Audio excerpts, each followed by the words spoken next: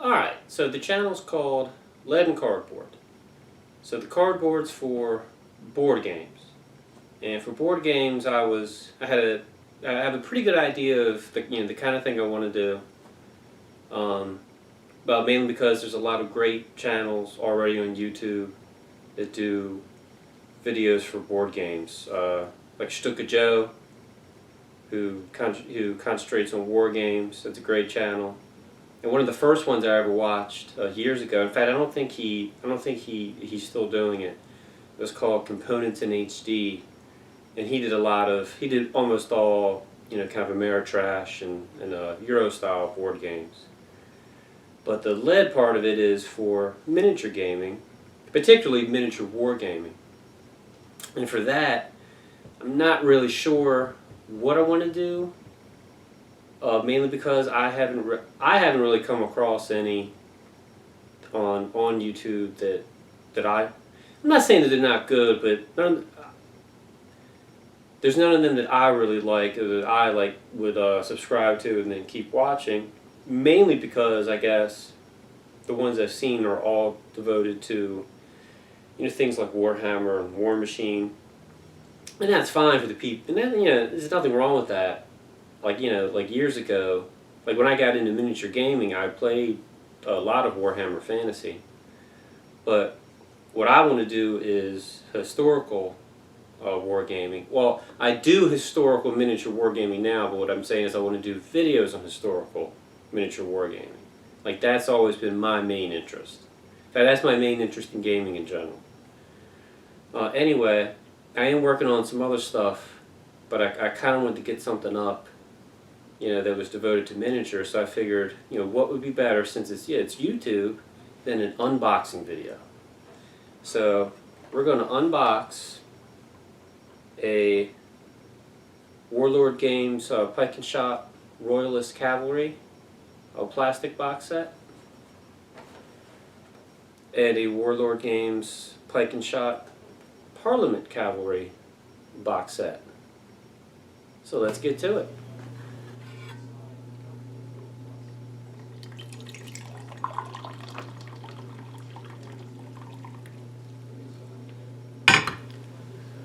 Okay, first let's take a look at the Parliament Cavalry box set.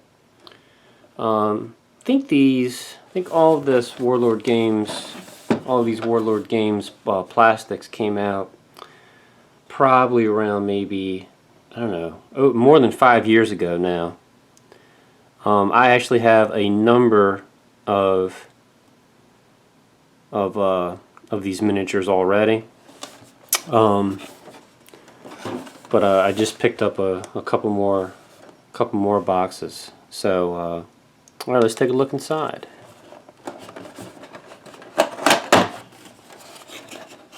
Oh, and like what I paid, I actually had a little bit of a discount, but it was you sell for about $36, I guess. I actually bought them in a physical store. I guess you probably find them cheaper on the internet. So what you get, a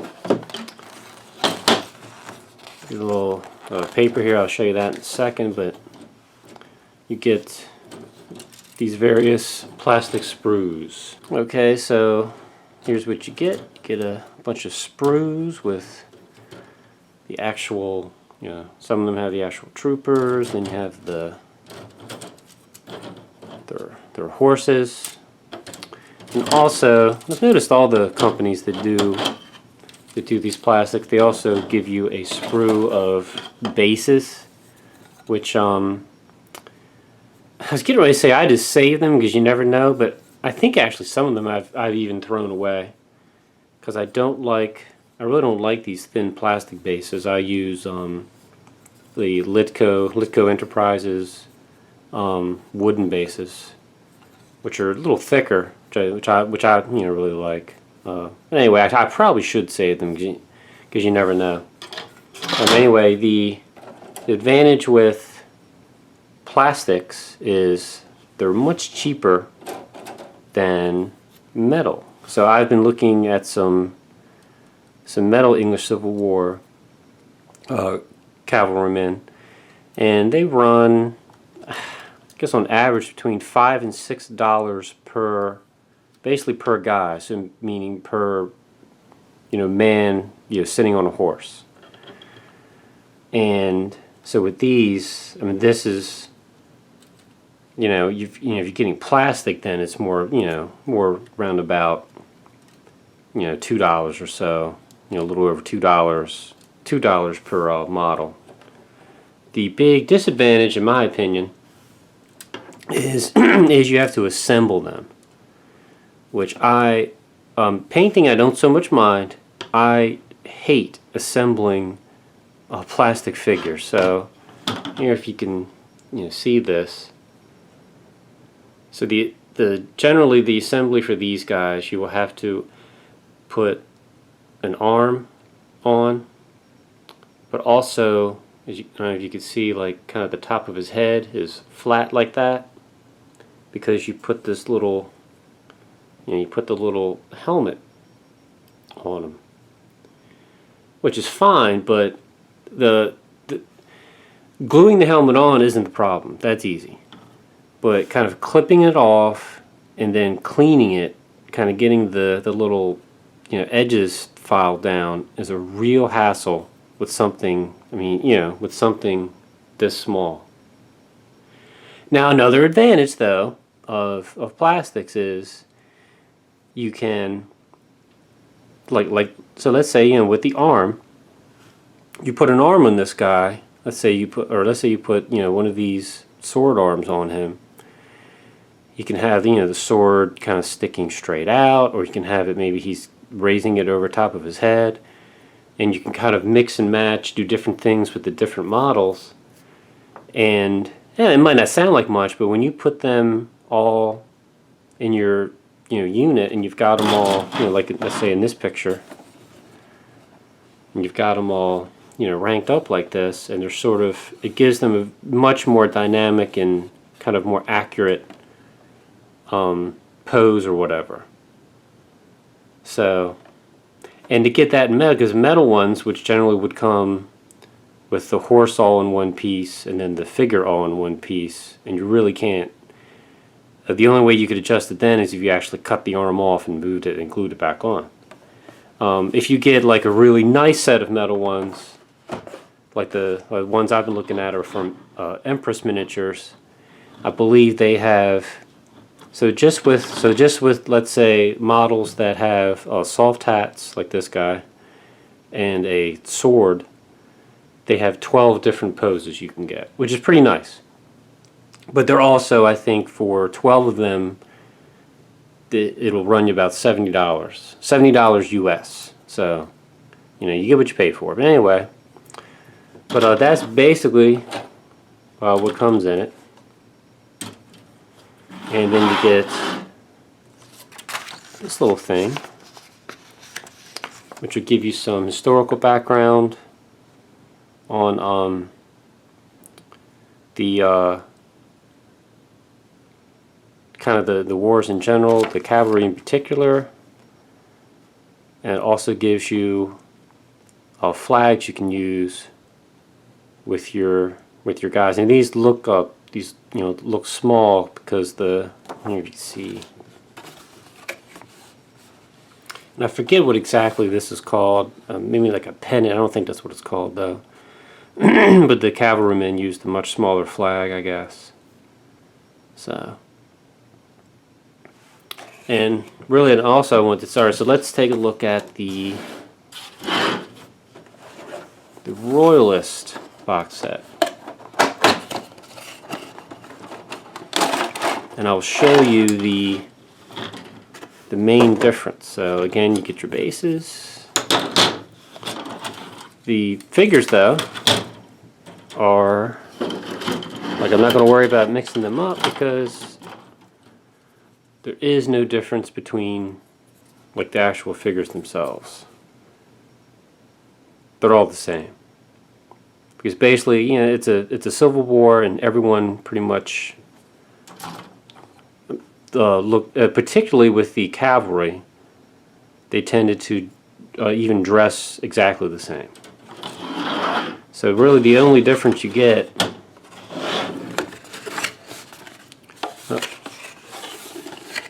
is in your little background paper here.